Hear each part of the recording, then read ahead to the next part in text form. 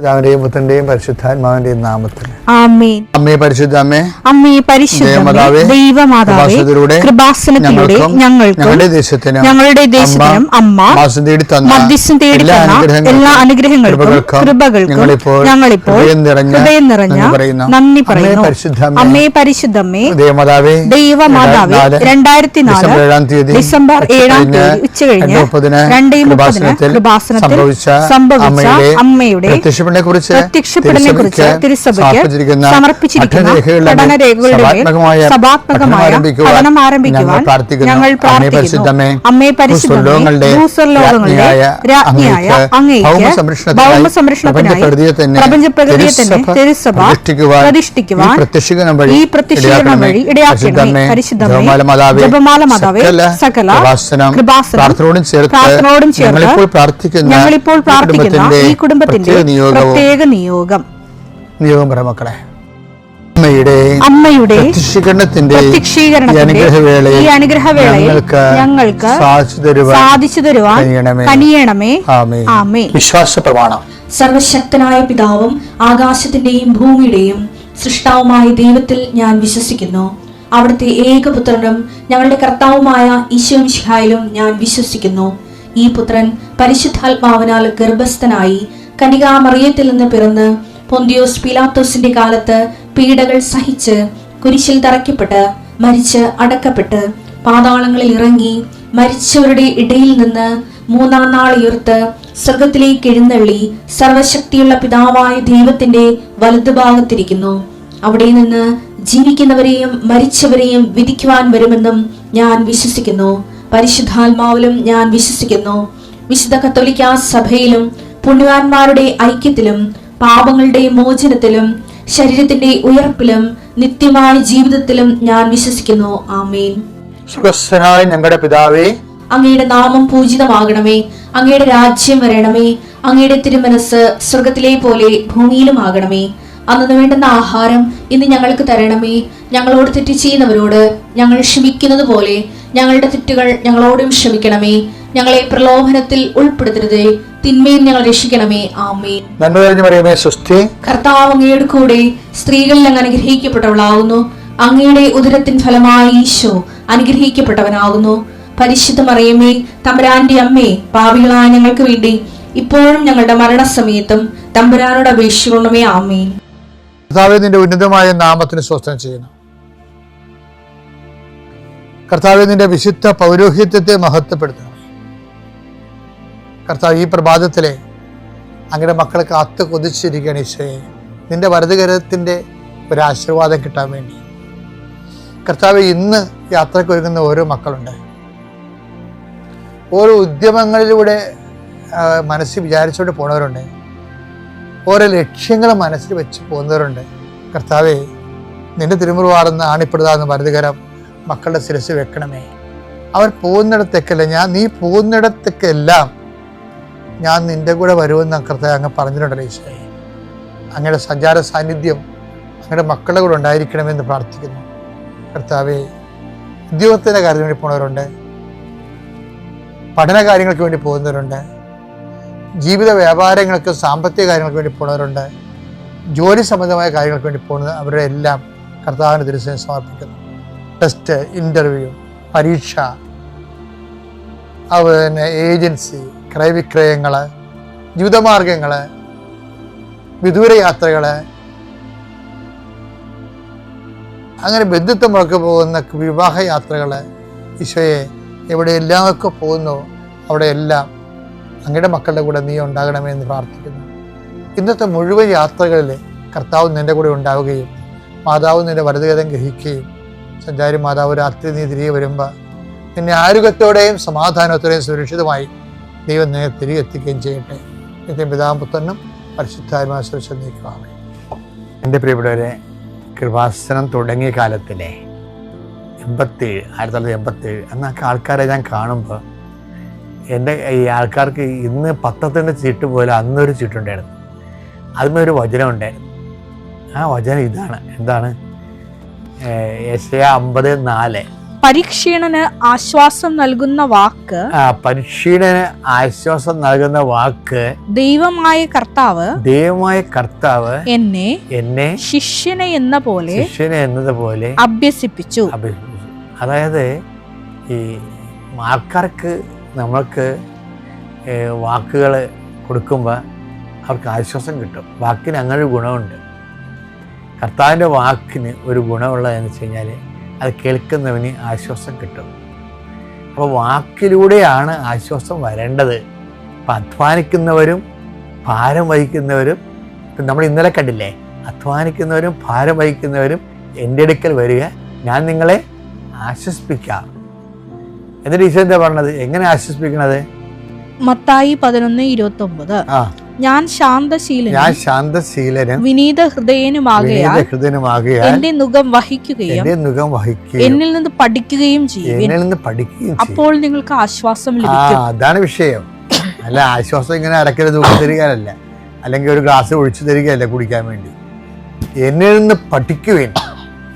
കർത്താവ് വചനത്തെ മാംസമായ ആളാണ്. ആ വചന മാംസമായ ആള് ഈ ഭൗതികമായ സാഹചര്യത്തിൽ വരുമ്പോൾ എടുക്കുന്ന നിലപാടുകളാണ് ശരിക്കും വചനാധിഷ്ഠിതമായ നിലപാട്. അതാണ് നമുക്ക് ആശ്വാസം തരേണ്ടതെന്നാണ് പറഞ്ഞത്. ആ വചനാധിഷ്ഠിതമായ നിലപാട്, നിങ്ങൾ എന്നിൽ നിന്ന് പഠിക്കുവേൻ, അപ്പോൾ നിങ്ങൾക്ക് ആശ്വാസം ലഭിക്കുമെന്ന് പറയണം. അപ്പോൾ കർത്താവിൽ നിന്ന് പഠിക്കണതിൻ്റെ ഒന്നാമത്തെ കാര്യം എന്താണ്? ഞാൻ ശാന്തശീലനാണെന്ന്.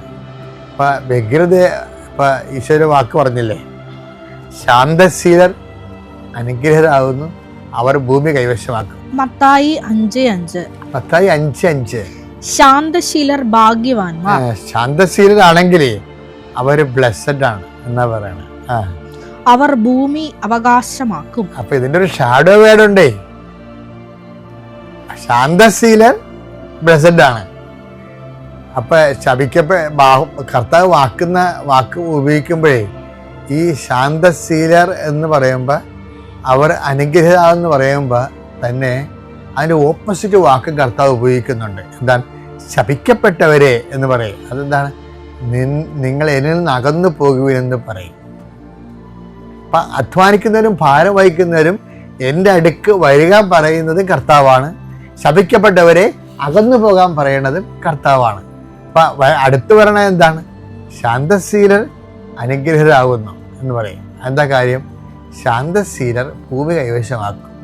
എന്താ ഭൂമി വെച്ചാൽ ലക്ഷ്യം, നമ്മുടെ ജീവിത ലക്ഷ്യം കൈവശമാക്കണത് ദൈവത്തിൻ്റെ കൂടെ ആകുമ്പോൾ നമ്മൾ ചിലപ്പോൾ ചില കാര്യങ്ങൾ ഭയങ്കര സ്പീഡായിരിക്കും, പക്ഷെ ചില കാര്യങ്ങൾ സ്ലോ ആയിരിക്കും. എന്താ കാരണം? ഇപ്പോൾ OET പരീക്ഷ എഴുതിയ ആൾക്കാർ അവർ റിസൾട്ട് നോക്കാൻ വേണ്ടി എന്തുമാത്രം വ്യഗ്രത കൊണ്ട്, അല്ലേ, പഠിക്കാൻ വേണ്ടി എന്തുമാത്രം വ്യഗ്രത, എന്തുമാത്രം ആൾക്കാരോട് കോമ്പറ്റീറ്റ് ചെയ്താണ് അവർ പഠിക്കണത്. എന്നിട്ട് ദൈവത്തോട് നമ്മൾ അതിൻ്റെ IELTS സ്കോർ, ഇംഗ്ലണ്ട് സ്കോർ, അതുപോലെ തന്നെ അയർലൻഡ് സ്കോർ എന്നൊക്കെ പറഞ്ഞ് ഓരോ രാജ്യത്ത് ഓരോ സ്കോർ വെച്ച് പഠിക്കുക. പക്ഷേ ഇപ്പോൾ ഈ IELTS OET ചിലടത് വെറുതെ ഇനാക്റ്റീവായിട്ടിരിക്കുക. ഇനി ആ രാജ്യങ്ങളൊക്കെ രണ്ടാമത് ആൾക്കാരെടുക്കാൻ തുടങ്ങണം. അപ്പം ദൈവത്തിന് ഇത് അറിയാവുന്ന കാരണം ദൈവം ഒരു 3 മാസം മുമ്പ് തന്നെ IELTS ഈ രാജ്യത്തിൻ്റെ വാതിലിൽ അടക്കാൻ പോണ ദൈവത്തിന് അറിയാതില്ല. അപ്പം ദൈവം ചിലപ്പോൾ അത് തരത്തില്ല നമുക്ക്. അപ്പം ആ ഒരു സ്ലോ ഡൗൺ ഉണ്ടാകും. അപ്പം നമ്മളെന്ത് ചെയ്യണം? തന്നില്ലെന്ന് പറഞ്ഞ് വ്യഗ്രതരായി ദൈവത്തിനെ കുറ്റം പറഞ്ഞ് ചിലപ്പോൾ അതുപോലെ തന്നെ നമ്മൾ പ്രാർത്ഥനയും കുറച്ച് ഈ ഒരു ഇഡിയറ്റായിട്ട് നമ്മൾ ദൈവദൃശ്യനെ പെരുമാറും. അതാണ് ഈശോ പറഞ്ഞത്, ശാന്തശീലർ അനുഗ്രഹരാകുന്നു. അപ്പം ദൈവികമായ പദ്ധതി നോക്കിപ്പാർത്തിരിക്കാനും ആവശ്യമില്ലാത്ത വ്യഗ്രത ഒന്നിരത്തും കാണിക്കാതിരിക്കാനും എന്നിൽ നിന്ന് അത് പഠിക്കേണ്ട വിഷയമാണെന്ന് ഈശോ പറയണത്. പഠിക്കണം എന്ന് പറയുമ്പോൾ അത് ഒരു പ്രോസസ്സാണത്, പ്രക്രിയയാണ്. അപ്പം അതിൻ്റെ അകത്തൊരു കുറച്ച് കാര്യങ്ങൾ മനസ്സിലാക്കിയിട്ട് ഏറ്റവും നല്ലത് അമ്മയായിരുന്നു. അമ്മ എല്ലാം ഹൃദയത്തിൽ സംഗ്രഹിക്കുമായിരുന്നു. 33 കൊല്ലം കഴിഞ്ഞിട്ടല്ലേ, അല്ല 30 കൊല്ലം കഴിഞ്ഞിട്ടല്ലേ ഈശോയിലെ ദൈവികമായ പദ്ധതി പ്രകടിപ്പിക്കപ്പെട്ടത്. ആ 30 കൊല്ലം എന്ന് പറയണത് അമ്മയുടെ ശാന്തശീലത ആണ്.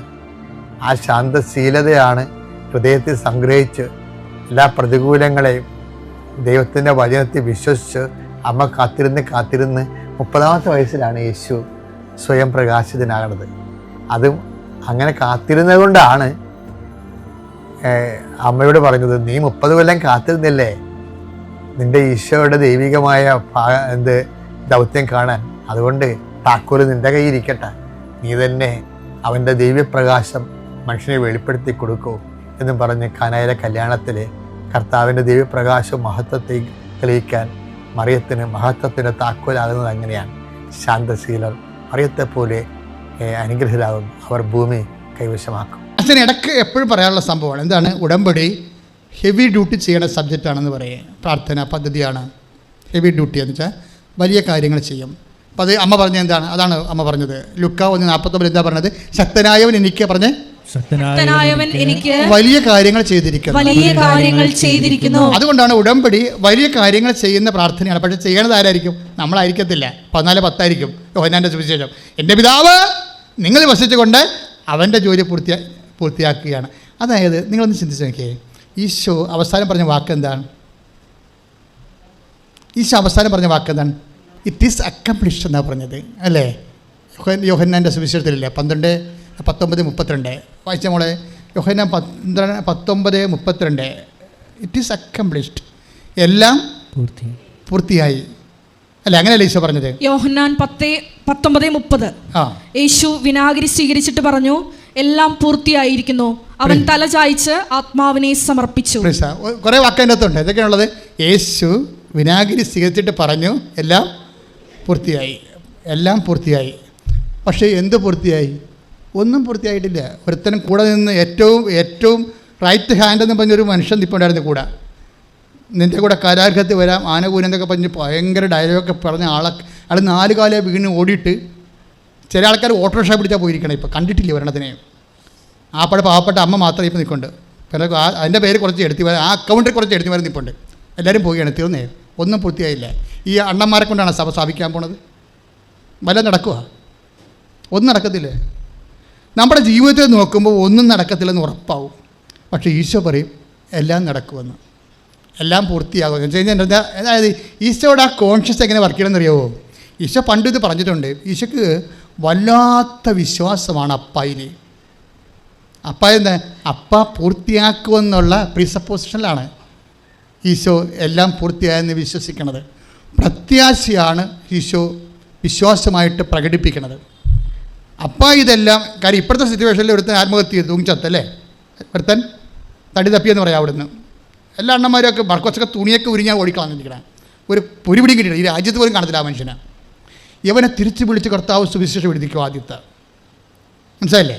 നിങ്ങളത് മനസ്സിലാക്കണം. ഒരു ട്രാജഡി കണ്ടുവന്ന് എല്ലാം തീർന്നെന്ന് പറയത്തില്ല. എല്ലാം എന്ത് ട്രാജഡിയിലാണ് നിൽക്കണമെങ്കിലും ഇപ്പം നിങ്ങളുടെ വീട് ജപ്റ്റ് ചെയ്ത് പോയെന്ന് തന്നെ വിചാരിച്ചോ, പക്ഷേ നിങ്ങൾ പറയണം ഞാൻ പുതിയ വീട്ടിൽ താമസിക്കും. എന്താ കാര്യം? എൻ്റെ പിതാവ് എനിക്കത് ക്രമീകരിച്ച് തരും. കാര്യം ഇത് എപ്പോഴും ട്രാജഡി വന്ന മാക്സിമം ട്രാജഡിയിലാണ് ഈശോ പറയണത്. എന്താണ്? 19:30 എല്ലാം പൂർത്തിയായി. എല്ലാം പൂർത്തിയായെന്ന് പറയണത് എല്ലാം പൂർത്തിയാക്കുന്നവനിലുള്ള ആഴമായ വിശ്വാസത്തിലാണ്. എന്നിട്ട് അവൻ പറഞ്ഞാണ്, അവനെന്ത് ചെയ്ത്? അത് പറഞ്ഞിട്ട് അവൻ തല ചായ്ച്ചു, തൻ്റെ ആത്മാവിനെ സമർപ്പിച്ചു. സമർപ്പിക്കണ ആരിലാണ് സമർപ്പിക്കണത്? ദൈവത്തിലാണ് സമർപ്പിക്കണത്. ടോട്ടലായിട്ട് എല്ലാം കൊളാപ്സായി. എല്ലാം കൊളാപ്സാകുമ്പോഴും അവസാനത്തെ അൾട്ടിമേറ്റ് ഓപ്ഷൻ പോലെ പിതാവിൻ്റെ തൃക്കരങ്ങളിലേക്ക് എല്ലാം അലങ്കോലപ്പെട്ട് എല്ലാം ഛിന്ന ഭിന്നമായി നമ്മുടെ കയ്യിൽ നിന്ന് വിട്ടു പോകുമ്പോഴും അവസാനം ഈശോ എല്ലാം കൂടി സ്വരുക്കൂട്ടിക്കൊണ്ട് പിതാവിൻ്റെ തിരുസ്ഥനിൽ സമർപ്പിക്കും. ആ വാക്കുകളെല്ലാം ഭയങ്കര ഇടിവെട്ട് വാക്കുകളാണ്. എന്ന് വെച്ച് കഴിഞ്ഞാൽ അതൊരു ഒരു ഭൂമിയിൽ ഒരു മനുഷ്യാവതാരത്തിന് ചെയ്യാവുന്ന മാക്സിമം വിശ്വാസമാണ് എന്ന് ഈശോ പണ്ട് പറയുമായിരുന്നേ. നിങ്ങൾ ഈ കുർബാനയെക്കുറിച്ച് സ്ഥാപിച്ചപ്പോൾ ഈശോ പറയാറുണ്ട് 6:32 വായിച്ചേ. ശ്രുതികട്ടെ ശ്രുതികട്ടെ ശ്രുതികട്ടെ ശ്രുതികട്ടെ ഹല്ലേലൂയ. യോഹന്നാൻ 6:32 യേശു പറഞ്ഞു, ഞാൻ നിങ്ങളോട് പറയുന്നു, മോശയല്ല നിങ്ങൾക്ക് സ്വർഗത്തിൽ നിന്ന് അപ്പം തന്നത്, എൻ്റെ പിതാവാണ് സ്വർഗത്തിൽ നിന്ന് നിങ്ങൾക്ക് യഥാർത്ഥമായ അപ്പം തരുന്നത്. അതായത് നടന്ന ഒരു കാര്യമാണ്. അതായത് അതിൻ്റെ പോസ്റ്റ് റിപ്പോർട്ടിങ് നടക്കുമ്പോൾ പിതാവായ ദൈവമാണ് മന്ന അപ്പം കൊടുത്തത്, പണ്ട് സ്വർഗത്തിന് ആകാശത്തിന് അപ്പം കൊടുത്തത്. എന്നിട്ട് അത് മോശ തന്നതെന്നാണ് അവർ കരുതിയിരുന്നത്.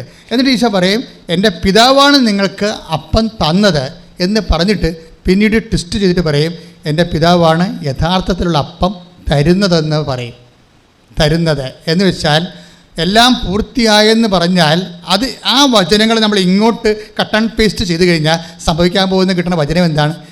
എല്ലാം ഒന്നും പൂർത്തിയായില്ലെങ്കിലും എൻ്റെ പിതാവ് എല്ലാം പൂർത്തിയാക്കും. ഈ വിശ്വാസത്തിൻ്റെ ഒരു ബയോളജി അതാണ്. വിശ്വാസത്തിൻ്റെ ഒരു ജീവശാസ്ത്രം ഇതെങ്ങനെയാണ് വർക്ക് ചെയ്യണത്, അല്ലെങ്കിൽ നമുക്ക് വേണേൽ കെമിസ്ട്രി എന്ന് വിളിക്കാം. വിശ്വാസത്തിൻ്റെ ഒരു കെമിസ്ട്രി അതാണ്. അതായത് ഒന്നും പൂർത്തിയാകുന്നില്ല, അലങ്കോലപ്പെട്ട് കിടക്കുകയാണ്. എന്നിട്ട് അതിലേക്ക് പിതാവിനെ കക്ഷി ചേർക്കും. കക്ഷി ചേർത്തിട്ട് ഉടമ്പടിയുടെ ഏറ്റവും വലിയ സംഭവം എന്ന് പറയുന്നത് നിൻ്റെ ജീവിത അവസ്ഥകൾ, നിൻ്റെ ബലഹീനമാക്കുന്ന ജീവിത അവസ്ഥകളിലേക്ക് പിതാവിനെയും പുത്രനെയും പരിശുദ്ധാത്മാവിനെയും കക്ഷി ചേർത്തുകൊണ്ട് നീ ശക്തനാവിനെ കൊണ്ട് വലിയ കാര്യം ചെയ്യിക്കുന്നതാണ് മേജർ. ഇപ്പോൾ സിസ്റ്റർ ഡെയ്സി ജോസഫിൻ്റെ സാക്ഷ്യം ആ വഴിക്ക് പോണതാണ്. സിസ്റ്റർ ഡെയ്സി ജോസഫ് ഒരു സൈക്കോളജിസ്റ്റാണ്, സൈക്കോ കൗൺസിലിംഗ് ആണ്. അതായത് അവർ സൈക്കാട്രിക്കാണ്, സൈക്കാട്രിയും കൗൺസിലിംഗ് ഉള്ളതാണ്, ഡോക്ടറാണ്. അവരുടെ സാക്ഷ്യം എന്ന് പറയുന്നത്, അവർ പറയുന്നത് ഇതാണ്, ഞാൻ എപ്പോഴും എൻ്റെ അമ്മയോട് പറയും, അമ്മേ എനിക്ക് കൃപാസനം മാതാവിൻ്റെ ഒരു നല്ല സാക്ഷിയായി മാറണം. കൃപാസനം അമ്മയുടെ പ്രത്യക്ഷീകരണത്തിൻ്റെ വലിയ സാക്ഷിയായി അതിങ്ങനെ ആൾക്കാർ പ്രാർത്ഥിക്കുന്ന സിസ്റ്റർ കേട്ടിട്ടുണ്ട്. സിസ്റ്റർ ഇവിടെ വന്നിട്ടില്ല, സിസ്റ്റർ കേട്ടിട്ടുണ്ട്. പക്ഷേ ഇത് പറഞ്ഞ് 7 ദിവസം കഴിയുമ്പോൾ ഷുഗറിൻ്റെ ടെസ്റ്റിന് വേണ്ടി സിസ്റ്റർ ഹോസ്പിറ്റലിൽ അഡ്മിറ്റ് ആവും. അപ്പോഴാണ് സിസ്റ്ററിന് മനസ്സിലാകണത് അവരുടെ ഉദരത്തിലൊരു മുഴ വളർന്നു നിൽപ്പുണ്ടെന്ന്. അപ്പോഴത് കേട്ടവർ ഇവർക്ക് ആദ്യത്തിന് ഭീതിയെങ്കിലും പെട്ടെന്ന് ഇവർക്ക് ദൈവികമായ ശക്തി ലഭിക്കും. ശക്തി ലഭിച്ചിട്ട് ഇവരെന്നാ ചെയ്യും? ഇവർക്കിവിടെ വരാൻ പറ്റത്തില്ല, അവർക്ക് നല്ല ഹൈ ഡ്യൂട്ടിയിൽ നിൽക്കുന്ന കാരണം വയനാടാണ്, വരാൻ പറ്റുന്നില്ല. അവർ കൊച്ചിയിലുള്ള ഒരു സുഹൃത്തിനെ വിളിച്ച് പറയും, ഒരു ചേച്ചിനെ വിളിച്ച് പറയും, എനിക്ക് വേണ്ടി ഇപ്പോൾ ഒരു ഉടമ്പടി എടുക്കാമോ എന്ന് ചോദിക്കും. അപ്പോൾ അവരങ്ങനെ തന്നെ, അവരുമാണെങ്കിൽ കൃപാസനത്തിൽ വരാൻ വേണ്ടി കൊതിച്ചിരുന്ന ആളാണ്. ഒരു ഗത്രു കിട്ടാൻ അവിടെ നിൽക്കരുന്ന്. സിസ്റ്ററിങ്ങനെ ഒരു ഉന്ത് കിട്ടിയപ്പോൾ അവർ വന്നെടുത്ത് ഉടമ്പടി എടുത്തു കഴിഞ്ഞപ്പോൾ അവർക്ക് നേർച്ച വസ്തുക്കൾ കൊടുക്കണ്ടേ. അപ്പോൾ ഒരു സിസ്റ്റർ, ഞാൻ എല്ലാ സിസ്റ്ററിന് വേണ്ടി ഉടമ്പടി എടുത്ത് നേർച്ച വസ്തുക്കളൊക്കെ എല്ലാം വാങ്ങിച്ചിട്ടുണ്ട് എന്ന് പറയും. ഇതെങ്ങനെ അവിടെ എത്തിക്കേണ്ടതെന്ന് അങ്ങനെ ചോദിച്ചുകൊണ്ടിരിക്കുമ്പോൾ സിസ്റ്ററിനെ വേറെ ഒരു സിസ്റ്ററിൻ്റെ ഒരു റിലേഷനുള്ളവർ അവരെടുത്ത ഉടമ്പടി കാശുരൂപ അവർ ആ ചേട്ടൻ സർക്കാർ ജോലി അന്ന് പോകാതെ ലീവ് എടുത്തിട്ട് 1.5 കിലോമീറ്റർ ഡ്രൈവ് ചെയ്ത്, അല്ല 1.5 മണിക്കൂർ ഡ്രൈവ് ചെയ്ത് ഈ സിസ്റ്ററിന് കൊണ്ടേ കൊടുക്കും ഉടമ്പടി കാശുരൂപവും മറ്റു നേർച്ച വസ്തുക്കളെല്ലാം. ഇവരിങ്ങനെ മനസ്സിൽ വിചാരിച്ച ഈ കൊച്ചിയിലെ ചേച്ചി എങ്ങനെയാണ് വയനാട്ടിൽ വന്ന് കൊടുക്കേണ്ടത്, കുറേ കാശ് ചിലവുണ്ടല്ലോ, അവർ എങ്ങനെ കൊണ്ടുവന്ന് കൊടുക്കുമെന്ന് ചോദിച്ചതേ ഉള്ളൂ. അവർക്ക് സിസ്റ്ററിന് മാതാവ് തന്നെ അത് എത്തിച്ച് കൊടുക്കും. എന്നിട്ട് ഇവർ ഇതും പിടിച്ചുകൊണ്ട് സ്കാൻ ചെയ്യാൻ പോകും. സ്കാൻ ചെയ്യാൻ പോകുന്നവരെ ആ സമയങ്ങളിലൊക്കെ പ്രാർത്ഥനയുടെ കാര്യങ്ങൾ ശ്രദ്ധിച്ചാൽ നമുക്ക് ഞെട്ടിപ്പോകും. കാരണം വെച്ചാൽ അവരിവിടെ വന്നിട്ടില്ല. അവർക്കുള്ളത് എന്താണ്? അവർക്ക് വിശ്വാസമാണ് ഉള്ളത്, സ്നേഹത്തോടെയുള്ള വിശ്വാസമാണ്. പക്ഷെ അവരതിനകത്ത് വേറെ ഒരു കാര്യം പറയുന്നുണ്ട്, ഇവർ മനസ്സുകൊണ്ട് ദൈവമായിട്ട് ഉടമ്പടി ചെയ്ത ആളാണ്. അതാണ് ഈ മനസ്സുകൊണ്ട് ഉടമ്പടി ചെയ്തിട്ട് എന്താ സംഭവിച്ചിരിക്കുന്നത്? ആ ഉടമ്പടിയിലുള്ള അതിൻ്റെ അന്തസത്ത, ആധ്യാത്മിക അന്തസത്ത എന്ന് പറയുന്നത് പിതാവും പുത്രനും പരിശുദ്ധാത്മാവുമായിട്ട് നമുക്ക് ബന്ധം ഉണ്ടാകണമല്ലോ. അപ്പോൾ സിസ്റ്റർ അതിൻ്റെ സാക്ഷ്യത്തിൽ പറയുന്നുണ്ട്, എനിക്ക് അപ്പായുമായിട്ട് നല്ല ബന്ധമാണ്, എൻ്റെ ജീവിതം തന്നെ ഞാൻ ഉടമ്പടി ചെയ്തതാണ്. അപ്പോൾ അതുകൊണ്ട് തന്നെ എനിക്ക് മരിയൻ ഉടമ്പടി ചെയ്യാൻ ഭയങ്കര കൊതിയായിരുന്നു. പക്ഷേ ഒരു അവസ്ഥ കിട്ടിയ അമ്മയ്ക്ക് ഒരു ചെയ്താൽ മാത്രം പോരാ, അമ്മയുടെ ഒരു സാക്ഷിയായിട്ട് മാറണമെന്ന് എൻ്റെ മനസ്സിലെപ്പോഴും എൻ്റെ ആത്മാവ് പറഞ്ഞുകൊണ്ടിരിക്കുമായിരുന്നു. അപ്പോൾ ഞാൻ പിതാവും പുത്രനും പരിശുദ്ധാത്മാവും തൃത്വൈക ദൈവം എൻ്റെ ഉള്ളിൽ വസിക്കുന്നുണ്ട്. അപ്പോഴും ഞാൻ ഈ സാക്ഷി ഇങ്ങനെ കേൾക്കുമ്പോൾ ഞാൻ ഓർക്കും, ദൈവമേ ഇതാണല്ലോ ഉടമ്പടിയുടെ അന്തസത്ത. അപ്പോഴെന്ന് വെച്ചാൽ അതായത് നമ്മൾ ഉടമ്പടി ചെയ്യുമ്പോൾ നിങ്ങളോർക്കും അമ്മയുടെ മധ്യസ്ഥത്തിൽ നമ്മൾ ഈശോനെ ഉടമ്പടി ചെയ്യുന്നുണ്ടെങ്കിൽ ബൈ ഇഫക്റ്റ് സംഭവിക്കുന്ന തൃത്വൈക ദൈവത്തിൻ്റെ സന്തതമായ സാന്നിധ്യമാണ്. അതിന് തൃത്വൈക ദൈവം സാന്നിധ്യം മാത്രമല്ല, ഒരു ഇന്നാക്റ്റീവ് പ്രസൻസ് അല്ല. അതാണ് ഉടമ്പടി വരുന്നത്. പലപ്പോഴും ദൈവം നമ്മൾ വസിക്കുന്നുണ്ടെങ്കിലും നമ്മളതിനെക്കുറിച്ച് അവെയർ ആകാത്ത കാരണം നമുക്ക് ഇന്നാക്റ്റീവ് പ്രസൻസാണ് വരണത്. ഇത് വലിയൊരു മോശം കാര്യമാണ്. കാര്യം എല്ലാ വിശ്വാസികൾക്കും സംഭവിക്കുന്ന ആധ്യാത്മിക ദുരന്തമാണ്. എന്ന് വെച്ച് കഴിഞ്ഞാൽ നമ്മൾ ദൈവം വസിക്കുന്നുണ്ട്, പക്ഷേ we are not aware it. അതുകൊണ്ട് നമുക്ക് അതിനെക്കുറിച്ച് അവബോധമില്ലാത്തതുകൊണ്ട് നമുക്ക് ആ പ്രസൻസ് ഇന്നാക്റ്റീവായിട്ടാണ് ഫീൽ ചെയ്യണത്. സിസ്റ്റർ അങ്ങനെയല്ല, സിസ്റ്ററിൻ്റെ ആക്റ്റീവ് പ്രസൻസാണ്. കാര്യം എന്താണ്? അവരതിൻ്റെ അകത്ത് ഇൻവെസ്റ്റഡ് ആണ് ആ വിഷയത്തിൽ. അതുകൊണ്ട് അവർ മനസ്സിൽ വിചാരിച്ചപ്പോൾ തന്നെ ഉടമ്പടി കാശുരൂപ അടുത്ത് എത്തിക്കഴിഞ്ഞിട്ട് ഇവർ ഒരു കയ്യിൽ കൃപാസനം പത്രം, ഒരു കയ്യിൽ കൃപാസനം കാശുരൂപവും ഇതൊക്കെ പിടിച്ചാണ് ഈ ഡോക്ടർ സിസ്റ്റർ സ്കാനിങ് റൂമിലേക്ക് കയറണത്. അവിടെ അപ്പം വിളിച്ച് പറഞ്ഞായിരുന്നു, 84 വയസ്സുള്ള അപ്പം പറഞ്ഞ, മകളെ നിൻ്റെ പേരിൽ ഞാൻ അമ്മയോട് പറഞ്ഞിട്ടുണ്ട്. അതായത് ഈ അപ്പനും ഉടമ്പടി ഇവിടെ വന്ന് ചെയ്തിട്ടില്ല, പക്ഷേ ആ വീട് സമേതം എപ്പോഴും ഈ ധ്യാനം കൂടിക്കൊണ്ടിരിക്കും. ഉടമ്പടി ധ്യാനം കൂടും. ഉടമ്പടി ധ്യാനം കൂടി അതുപോലെ തന്നെ ഉടമ്പടി പ്രവർത്തനങ്ങളൊക്കെ ചെയ്യുന്ന ആൾക്കാർ ഇവിടെ വന്നിട്ടില്ല, ഉടമ്പടി ചെയ്തിട്ടില്ല, പക്ഷേ ഉടമ്പടിയിൽ അവർക്ക് അഭിഷേകം കിട്ടിയിട്ടുണ്ട്. നിങ്ങൾ കൃപാസനത്തിൽ വന്നിട്ടില്ലെങ്കിലും ആയിരക്കണക്കിന് മനുഷ്യർക്ക് മാതാവ് ഉടമ്പടിയിൽ അഭിഷേകം കൊടുത്തിട്ടുണ്ട്.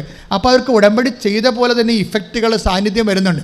അവരെപ്പോഴെങ്കിലും കാലത്ത് അവിടെ വരും ഇവിടെ, പക്ഷെ വരുന്നവരെ ദൈവം അവരെ നിലനിർത്തി കൊടുക്കും. അപ്പോൾ അപ്പം പറയുക, അമ്മ എന്നോട് പറഞ്ഞിട്ടുണ്ട്, കൃപാസന അമ്മ എന്നോട് പറഞ്ഞിട്ടുണ്ട് നിനക്കൊരു കുഴപ്പം വരത്തില്ലെന്ന്.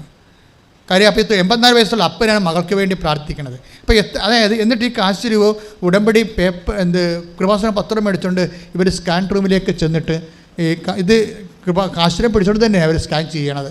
ചെയ്ത് കഴിയുമ്പോൾ നേരത്തെ കണ്ട ആ മുഴയില്ലേ, വലിയ മുഴ, ഈ സംഭവം സിസ്റ്റാണതേ. അതിൻ്റെ വേദന അവർ 10-25 കൊല്ലമായിട്ട് അനുഭവിക്കുകയാണ്. ഇപ്പോൾ ആ വേദന കൂടിയതാണ്. ഇപ്പോൾ നേരത്തെ ഈ വേദന ഉണ്ടവർക്കേ, അവരിത് അനുഭവിച്ചുകൊണ്ടിരിക്കുകയാണ്. പക്ഷേ ഇത് എന്താണെന്ന് അറിയാൻ പാടില്ലാതെ പോകും. ഇപ്പോൾ മാറുമെന്നൊക്കെ പറഞ്ഞുകൊണ്ട് നമ്മൾ വരെ പാരസെറ്റമോളെ കഴിച്ചുകൊണ്ട് വേദന ഗുളികയൊക്കെ കഴിച്ചുകൊണ്ട് ജീവിക്കത്തില്ലേ, അങ്ങനെ അഡ്ജസ്റ്റ് ചെയ്ത് പോവുകയാണ്. ഇപ്പോൾ അമ്മയുടെ സാക്ഷ്യം പറയണമെന്ന് അവർ പറഞ്ഞപ്പോഴാണ് അമ്മ പറഞ്ഞത്, this is A thing, you are suffering from such and such diseases. അതുകൊണ്ട് ഡയഗ്നോസ് ചെയ്യാൻ പറയും. ഡയഗ്നോസിസ് ഷുഗറിനെ ടെസ്റ്റ് ചെയ്യാൻ പോയതാണ്. അപ്പോഴാണ് ഈ സംഭവം തിരിഞ്ഞു കിട്ടിയത്. എന്നിട്ട് ഈ സാധനം, ഈ സിസ്റ്റ് ഹൈ ഓപ്പറേഷൻ വേണ്ട സംഭവമാണ്, മേജർ ഓപ്പറേഷൻ വേണ്ടതാണിത്. എന്നിട്ട് ഈ സംഭവം നിർത്തിക്കൊണ്ട് തന്നെ മായിച്ചു കളഞ്ഞ ദൈവം. മേജർ ഓപ്പറേഷൻ ചെയ്യുമ്പോൾ സിസ്റ്റർ പറയും, ഇല്ല എനിക്ക് ഓപ്പറേഷൻ വേണ്ട സിസ്റ്ററെ, അപ്പോൾ ഇനി ഓപ്പറേഷന് കാണാം അല്ലേ സിസ്റ്റർ എന്ന് പറഞ്ഞുകൊണ്ട് ഡോക്ടർ നേരത്തെ വിട്ടതാണ്. പക്ഷേ ഇവർ ചിരിച്ചുകൊണ്ട് ഡോക്ടറിനോട് പറയും, ഡോക്ടറെ ഓപ്പറേഷൻ വേണ്ടി വരത്തില്ല, അമ്മ എന്നെ ഏറ്റെടുത്തോളൂ എന്ന് പറയും. ഈ സിസ്റ്റം കേൾക്കുമ്പോൾ, നമ്മളിത് കേൾക്കുമ്പോൾ തന്നെ തിരിച്ച് പറയാൻ കഴിയണം. എന്നാൽ ശരി ഡോക്ടറെ, ഓപ്പറേഷൻ എങ്കിൽ ഓപ്പറേഷൻ ചെയ്യും, അതാണ് നിശ്ചയിച്ചേക്കാൻ പറഞ്ഞേക്കാന്ന് പറഞ്ഞില്ല. അങ്ങനെ പറയണമല്ലോ ആൾക്കാർ ചെയ്യണം. ഇതങ്ങനെയല്ല. സിസ്റ്റർ പറയും, ഞാൻ വരത്തില്ല, അമ്മ ഇത് ഏറ്റെടുക്കും, കൃപാസന ഇത് ഏറ്റെടുക്കുമെന്ന് പറയും. എന്നിട്ടാണ് ഇവർ ഈ കാശിനെയും പിടിച്ചുകൊണ്ട് സ്കാൻ ചെയ്യുമ്പോൾ ഈ 25 കൊല്ലം ഉണ്ടായിരുന്ന സാധനത്തെ കാണാനില്ല. അതാണ് ഈ വലിയ കാര്യങ്ങളെന്ന് പറയുന്നത്, മേജർ ഡ്യൂട്ടി. ഞാൻ എപ്പോഴും പറയും 25 കൊല്ലം പഴക്കമുള്ള രോഗമാണ്, ഇത് മേജർ ഡ്യൂട്ടി അല്ലേ, മേജർ ഡ്യൂട്ടി എന്ന് പറയും ഉടമ്പടി ഭാഷയിൽ. അതെന്താണ്? അത് ലൂക്ക 1:49 ശക്തനായവൻ എനിക്ക് വലിയ കാര്യങ്ങൾ. പക്ഷേ ഈ വലിയ കാര്യങ്ങൾ ചെയ്യണമെങ്കിൽ എന്ത് ചെയ്യണം? ശക്തനാകണം അല്ലേ? ദൈവം ശക്തനാണ്, പക്ഷെ നമുക്ക് we are not feeling it. അവിടെയാണ് നമ്മുടെ പ്രോബ്ലം. ദൈവം ശക്തനാണ്, പക്ഷേ ആർക്കാണിത് ഫീൽ ചെയ്യണത്? ആർക്കാണ് ഫീൽ ചെയ്യണത്? ദൈവത്തിൻ്റെ ശക്തി പ്രകടിപ്പിക്കാൻ പറ്റുന്ന ഒരു ഫോർമാറ്റിലേക്ക് നമ്മൾ വരണം. എങ്ങനെയാണ് വരണത്? അവിടുന്ന് തൻ്റെ ദാസിയുടെ വിനീത അവസ്ഥ തെക്കൻ പാർത്തു. അതിനെ കൂടെ കൂട്ടി വായിക്കേണ്ട സംഭവമാണത്. ഇതൊക്കെ 1:48 വായിച്ചേ. ശ്രുതികട്ടെ. തന്റെ ദാസിയുടെ താഴ്മയെ കടാക്ഷിച്ചു. ലൂക്ക 1:48 തിരിച്ചു വായിച്ചു, കൂടുതൽ വായിച്ചങ്ങോട്ട്.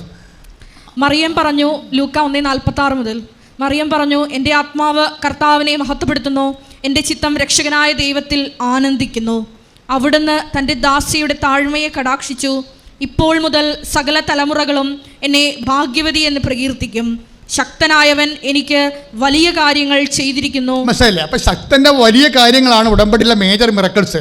പക്ഷേ ഇത് എന്തുമായിട്ടാണ് ലിങ്ക് ചെയ്തിരിക്കുന്നത്? അവിടുന്ന് തൻ്റെ ദാസിയുടെ വിനീതാവസ്ഥ തെക്കൻ പാർത്തു. അതാണ് സംഭവം. അതായത് നമ്മുടെ എളിമ അല്ലേ, അഹങ്കാരം, മുൻകോപം, കലഹം, ഭിന്നത, വാശി, വൈരാഗ്യം, മത്സരം, ഈ ജഡിക സംഭവങ്ങളെല്ലാം ഉടമ്പടിയിൽ ഉടച്ചു വാർക്കേണ്ടി വരും. മനസ്സിലായില്ലേ? ദൈവത്തിൻ്റെ ശക്തി, ശക്തനായ എനിക്ക് വലിയ കാര്യങ്ങൾ ചെയ്യണില്ലേ? അപ്പോൾ ദൈവത്തിൻ്റെ ശക്തി നമുക്ക് പ്രകടമാകണമെന്നുണ്ടെങ്കിൽ ദൈവത്തിൻ്റെ ശക്തി പ്രകടമാകുന്ന ഒരു മാനസിക ആത്മീയ അവസ്ഥ നമ്മൾ പുനഃക്രിയേറ്റ് ചെയ്യണം. അവിടെയാണ് ഉടമ്പടി അനുതാപത്തിലേക്ക് നിങ്ങളെ കൊണ്ടുവരുന്നത്. 2 ആഴ്ച കൂടുമ്പോൾ കുമ്പസാരിക്കണമെന്നൊക്കെ പറയത്തില്ലേ? അതിൻ്റെ ഉദ്ദേശം കത്തോലിക്കരാണെങ്കിൽ അങ്ങനെ ചെയ്യണം. എന്താ ഉദ്ദേശിക്കണമെന്ന് വെച്ചാൽ നമ്മൾ സാധാരണ നിങ്ങളുടെ കുമ്പസാരം പോലെ ലൈറ്റ് കുമ്പസാരമല്ല ഉദ്ദേശിക്കുന്നത്. അതായത് ഈ ശക്തനായവനെ കൊണ്ട് വലിയ കാര്യങ്ങൾ ചെയ്യാൻ പറ്റുന്ന രീതിയിൽ നമ്മളെ എളിമപ്പെടുത്തുന്ന ഒരു നടപടിക്രമമായിട്ട് നിങ്ങളുടെ കൺഫെഷൻ ഏറ്റുപറച്ചിൽ വരണം. അതുകൊണ്ട് നിങ്ങൾ സംസാരിക്കാത്ത വ്യക്തികളുണ്ടാകാം.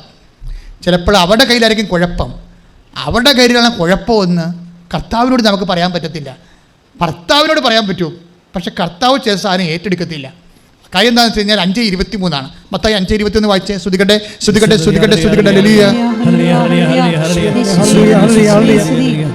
ആരാധന. മത്തായി 5:23 നീ ബലിപീഠത്തിൽ കാഴ്ചയർപ്പിക്കുമ്പോൾ നീ ബലിപീഠത്തിലെ കാഴ്ചയർപ്പിക്കുമ്പോൾ നിന്റെ സഹോദരന് നിന്നോടെന്തെങ്കിലും വിരോധമുണ്ടെന്ന് അവിടെ വെച്ച് ഓർത്താൽ കാഴ്ചവസ്തു അവിടെ ബലിപീഠത്തിന് മുമ്പിൽ വെച്ചിട്ട് പോയി നിന്റെ സഹോദരനോട് രമ്യതപ്പെടുക, പിന്നെ വന്ന് കാഴ്ചയർപ്പിക്കുക. അതാണ് അത് വിഷയം. ഉടമ്പടിയുടെ മെയിൻ സംഭവമാണത്. അതായത് നിങ്ങൾക്ക് അങ്ങോട്ട് പരിഭവം ഉണ്ടാകുന്നത് തീർച്ചയായിട്ടും നമ്മൾ റെക്ടിഫൈ ചെയ്യണം. മറിച്ച് ആരെങ്കിലും നിങ്ങളുമായിട്ട് നിരപ്പാകാതെ ഇരിക്കണമെന്നുണ്ടെങ്കിൽ മാക്സിമം കോംപ്രമൈസിലേക്ക് പോകണം. ഇപ്പോൾ ചില ആൾക്കാരൊക്കെ പറയും, അച്ഛാ അടുത്ത ആഴ്ച ഡൈവേഴ്സിൻ്റെ അദാലത്ത് വിചാരണ ലാസ്റ്റ് കുടുംബ കോടതി കണ്ടൊക്കെ വെച്ചിരിക്കുക. അപ്പോൾ ഞാൻ ചോദിക്കും, നിനക്ക് വേണ്ടെന്ന് ഞാൻ ചോദിക്കും. അപ്പോൾ പറയും എനിക്ക് വേണ്ട എന്ന് പറയും. അപ്പോൾ വേണ്ടെന്ന് പാർട്ടി തീരുമാനിച്ചുകൊണ്ട് വന്ന് ഉടമ്പടി എടുത്തിരിക്കുകയാണ്. ഇപ്പോൾ നീ വല്ല കഥയുണ്ടാ? നീ അങ്ങനെ തീരുമാനിച്ചിരിക്കുകയാണ് വേണ്ടെന്ന്. ഇത് കുദാശ്രയിത ബന്ധമല്ലേ? നീ ദൈവത്തോട് ചോദിച്ചാൽ നിന്നെ യോജിപ്പിച്ച ആളാണെന്ന്. നിന്റെ ദൈവത്തിൻ്റെ ശക്തിയിൽ നിനക്ക് വിശ്വാസമില്ലേ? നിന്റെ ഭർത്താവിന് അന്യബന്ധമാണെങ്കിലും ശരി, അവന് ഇപ്പോഴുള്ള സ്വഭാവം നിനക്ക് പിടിക്കാത്തതാണെങ്കിലും അത് പിടിക്കാൻ പറ്റുന്ന രീതിയിൽ അവൻ ചേഞ്ച് ചെയ്യാൻ നിന്റെ ദൈവത്തിന് കരുത്തുണ്ടെന്നും അവൻ ശക്തനാണെന്ന് നീ വിശ്വസിക്കാത്തോളം കാലം നിന്റെ ഉടമ്പടി വർക്കൗട്ട് ചെയ്യത്തില്ല. പ്രാർത്ഥിക്കുക, കർത്താവായ ദൈവമേ, മാക്സിമം എളിമപ്പെട്ടുകൊണ്ട് ശക്തനായ ദൈവത്തിന്റെ ശക്തി എന്നില് പൂർണ്ണ തോതില് പ്രവർത്തിക്കാൻ എന്റെ നിലപാടിനെ, എന്റെ സമീപനങ്ങളെ അങ്ങ് സുവിശേഷ വിഹിതമായി പുനഃക്രമീകരിക്കണമേ. സുവിശേഷ വിഹിതമായി പുനഃക്രമീകരിക്കണമേ.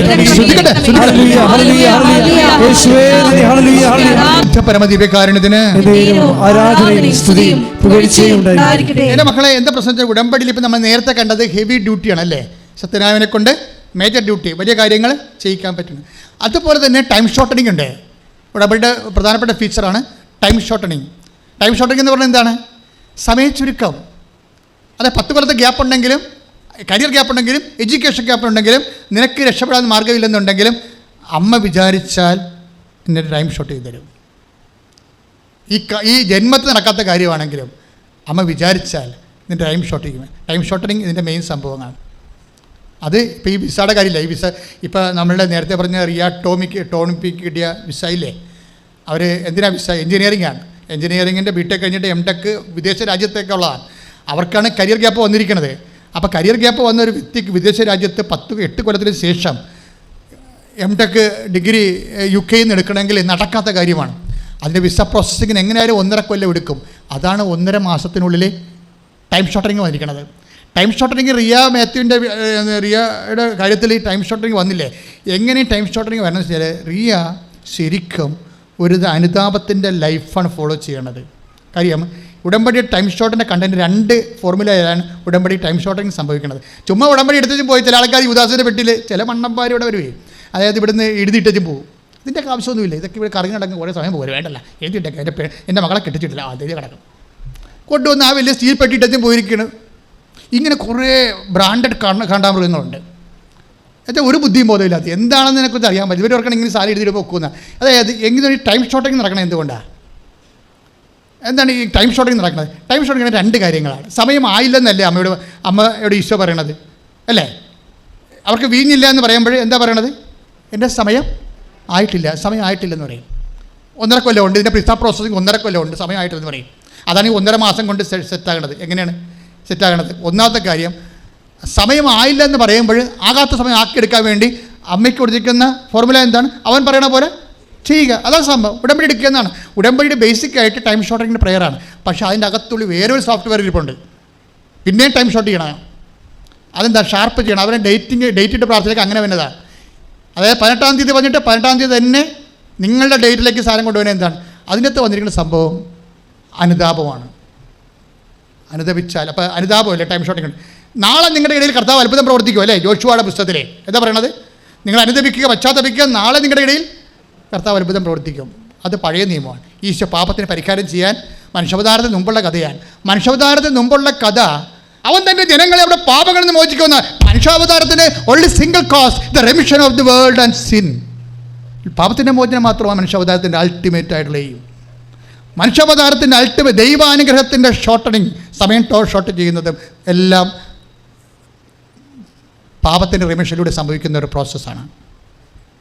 എന്ന് വെച്ച് കഴിഞ്ഞാൽ ഇതൊന്ന് തിരിച്ചിട്ട് കഴിഞ്ഞാൽ എന്താ സംഭവിക്കണമെന്ന് അറിയാവോ? നമ്മൾ സിൻഫുൾ ആകുന്നതോറും നമ്മുടെ വിഷയങ്ങൾ താമസിച്ച് പോകും. മനസ്സിലായോ?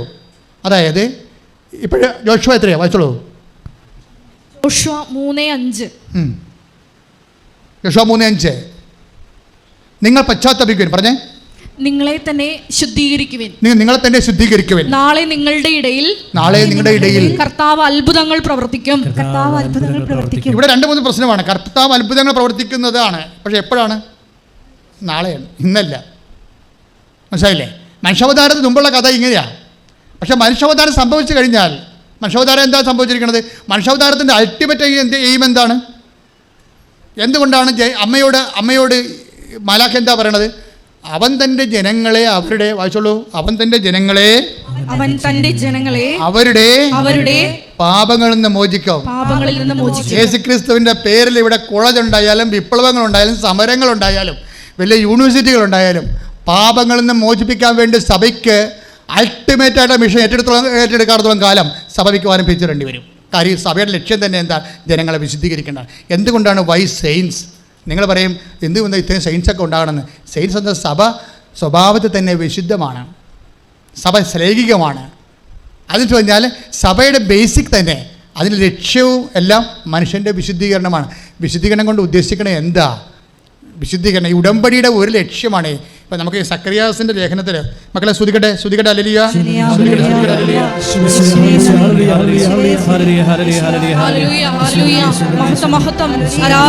1:75 ലൂക്കാ സുവിശേഷം 1:75 വായിച്ചേ. ശ്രുതിക്കട്ടെ ഹല്ലേലൂയ. ലൂക്കാ 1:75. പരിശുദ്ധിയിലും നീതിയിലും എപ്പോഴും അവിടുത്തെ മുമ്പിൽ ശുശ്രൂഷ ചെയ്യാൻ വേണ്ട അനുഗ്രഹം നമുക്ക് നൽകാനുമായിട്ടാണ് ഇത്. ഏത്? അതാ പ്രശ്നം. ഒന്നിനു വായിച്ചേ. ലുക്ക 1:75 ഒന്നിനു വായിച്ചേ. പരിശുദ്ധിയിലും നീതിയിലും എപ്പോഴും അവിടുത്തെ മുൻപിൽ ശുശ്രൂഷ ചെയ്യാൻ വേണ്ട അനുഗ്രഹം നമുക്ക് നൽകാനുമായിട്ടാണ് ഇത്. ഇതെന്ന് വെച്ചാൽ ഏതാണ്? 72 വായിച്ചേ. ലുക്ക 1:72. നമ്മുടെ പിതാക്കന്മാരോട് വാഗ്ദാനം ചെയ്ത നമ്മുടെ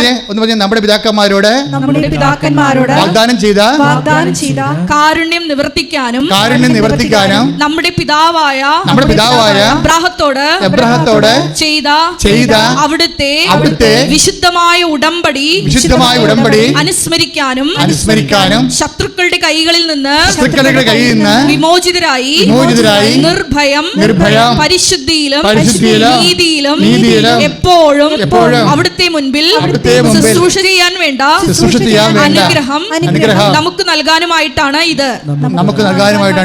അതായത് ഉടമ്പടിയോട് ചേർന്ന് വരുന്ന എല്ലാ വിഷയങ്ങളും ദൈവം ഉടമ്പടി ചെയ്യത്തുള്ളൂ. ബാക്കി എല്ലാ ദൈവികമായ നടപടിക്രമങ്ങളും ഉടമ്പടിയുടെ ഭാഗമായിട്ട് വരുന്നതാണ്. സ്നാപകയോഹന്നാൻ്റെ ജനനം വരെ ഉടമ്പടിയുടെ ഭാഗമാണ്. അതാണ് ഇതെന്നൊക്കെ പറഞ്ഞത്. സക്കറിയ അപ്പനാണ്, അവൻ്റെ ജനനത്തെക്കുറിച്ച് പറയണതാണ്. എന്ന് വെച്ച് കഴിഞ്ഞാൽ ദൈവം നമ്മൾക്ക് ചെയ്യുന്ന എല്ലാ കാര്യങ്ങളും ദൈവികമായ ഉടമ്പടിയുടെ പറയണല്ല. ഉടമ്പടി അമ്മയാണല്ലോ ഉടമ്പടി ചെയ്തിരിക്കണതാണല്ലോ ഈശ്വരനെ കിട്ടാൻ കാര്യം. ഇവർ ഉടമ്പടിയുടെ മാതാവല്ലേ. അമ്മ പിതാവായ ദൈവത്തോട് ചെയ്ത ഉടമ്പടിയുടെ ഭാഗമായിട്ടാണ് നമുക്ക് ഈശ്വരനെ കിട്ടുന്നത്. ഈശ്വരനെ കിട്ടിയതിൻ്റെ ലക്ഷ്യം എന്താണ്? അവൻ തൻ്റെ ജനങ്ങളെ അവരുടെ പാപങ്ങളിൽ നിന്ന് മോചിക്കും. ശ്രുതിക്കട്ടെ ഹല്ലേലൂയ.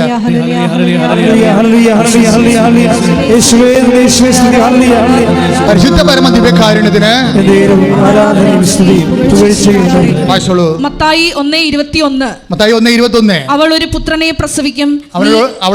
പ്രസവിക്കും. നീ അവന് യേശു എന്ന് പേരിടണം. എന്തെന്നാൽ അവൻ തന്റെ ജനത്തെ അവരുടെ പാപങ്ങളിൽ നിന്ന് മോചിപ്പിക്കും. അവൻ തന്റെ ജനത്തെ അവരുടെ പാപങ്ങളിൽ നിന്ന് മോചിപ്പിക്കും. മനുഷ്യാവതാരത്തിന്റെ അൾട്ടിമേറ്റ് ഓപ്ഷൻ, അടിസ്ഥാന ലക്ഷ്യം എന്താണ്? പാപമോചനമാണ്. അതുകൊണ്ടാണ് സക്കറിയ പറയണത് 1:75 എന്താ പറഞ്ഞത്? സക്കറിയ ശ്രുതിക്കട്ടെ ഹല്ലേലൂയ.